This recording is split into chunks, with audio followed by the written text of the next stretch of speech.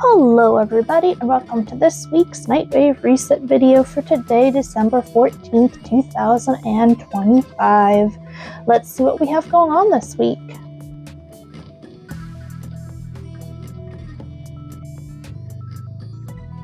Alright, so in the objectives, as always, we do have the kill 500 enemies, complete 15 missions, and kill 30 Eximus units.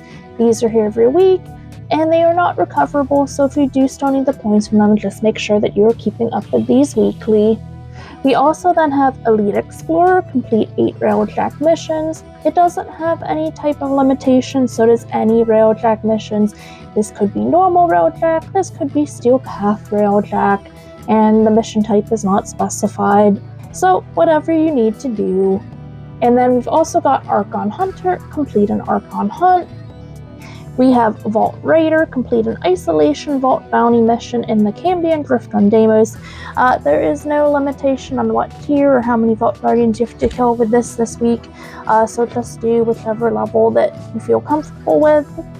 Then we've also got Loyalty, gain a total of 5,000 standing across all syndicate factions. You should be able to do in just one day just from running regular missions, as long as you've got a faction selected.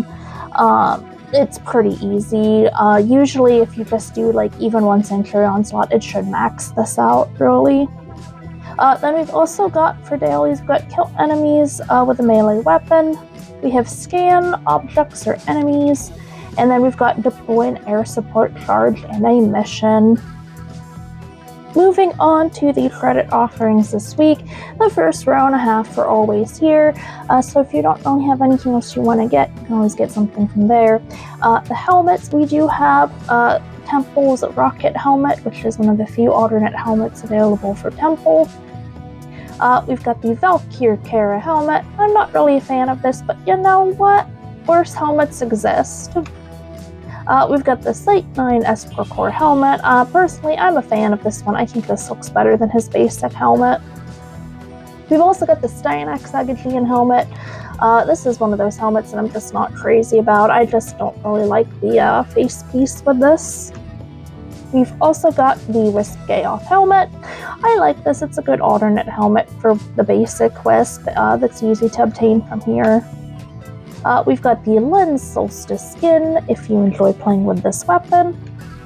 We have the Hildren Asheron helmet. This is a personal favorite of mine. I like the little hair pigtails that it gives her, and also the shape of the helmet is really good as well.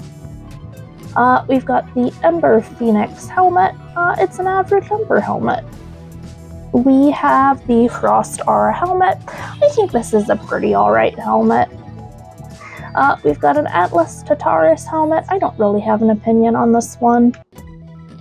We've got a Nova Flux helmet. Not crazy about the Binky Pacifier face shape on this one, but surprisingly this isn't in my top 10 most hated. We've got the Nyx Menticide helmet. I'm not really crazy about this. I think the only good Nyx skin is the 1999 one. We've got the Nova Slipstream helmet. This is one of my personal favorites. I think this is overall a pretty good helmet. We've got the Inaros Canopic helmet. Kind of give him a little zombie-ish look with the teeth there. We've got the Mesa Ovis helmet. I personally think this is a very ugly helmet. But I'm not really sure it would be in my top 5. But it is definitely very ugly. We've got the Volt Storm helmet. Yeah, this is one of those ones that I think is just super ugly as well. We've got the Frost Squall helmet. I think this is an alright helmet. We've got an Oberon Mark IV helmet. It's just an average Oberon helmet. We have a Trinity Meridian helmet. This one's not too bad. There's a Limbo Aristeas helmet. I don't really like it, but you know, worse things exist. We've got a Wukong Macaque helmet. I am not a fan of this. It's missing the Wukong tails, and the face shape is just generally displeasing. There's an Araxia Chelicera helmet. It's one of her few alternate helmets. So if you haven't picked this up and would like to pick it up, there it is in the Nightwave store this week.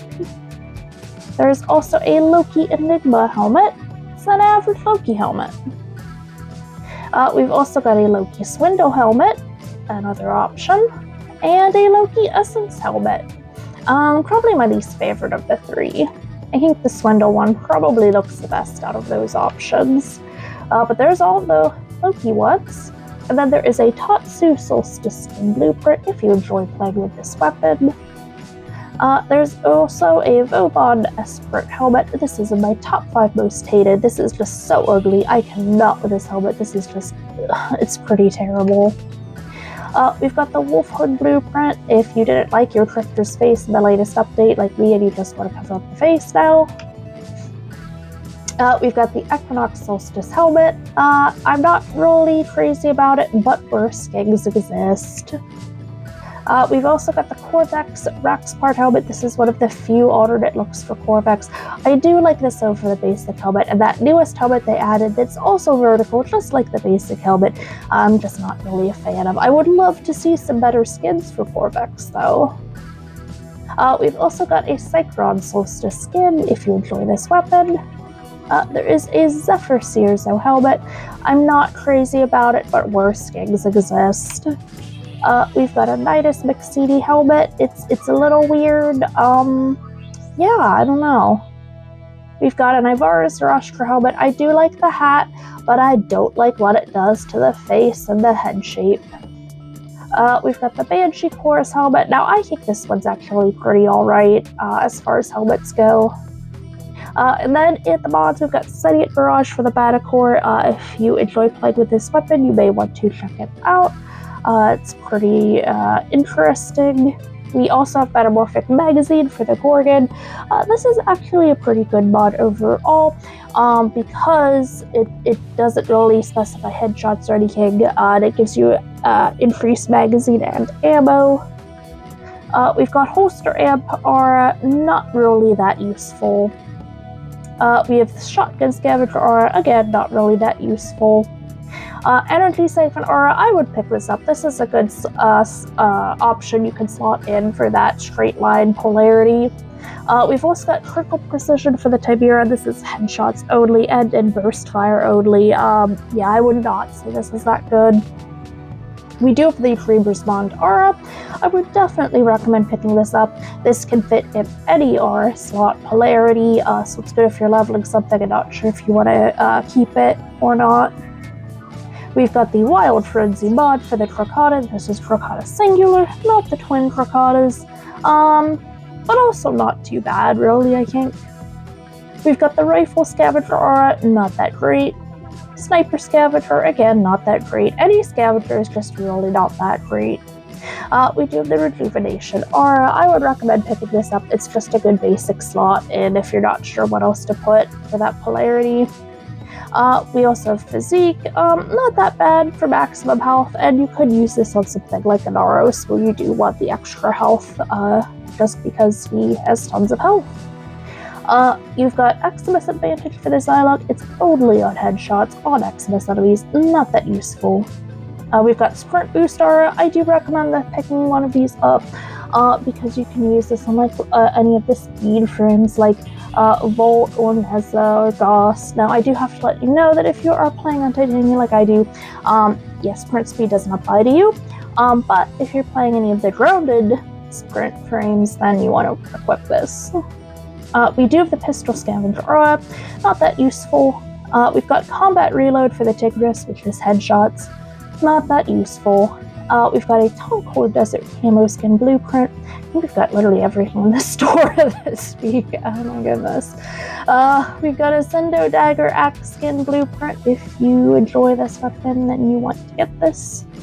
We've got a Grinlock Desert Camo Skin Blueprint. We've got a Heck Desert Camo Skin Blueprint. There is a Nora Knight Lift Pack. We've got an Emissary Sigil. There is a Wolf Howl Moat. There is a Lessmaker Ornament. A Nago Statue of Ember Vermilion. We've got a Growls Kubernon Floof, a good fellow and generally a great use of credits. We've got a Saturn 6 Cyandana. There is a Saturn 6 Ornament. Oh wow, that's, I don't know what happened here, but this is like really tiny down there. Yeah, that's weird. Oh well. We've got a Nora Stencil. we've got a Glassmaker sigil. There's a Hero of Duviri display. There is a Saturn 6 sigil. There is a Boolean Zugatra, the king that hangs off the back of the weapon. There's a Saturn 6 emblem.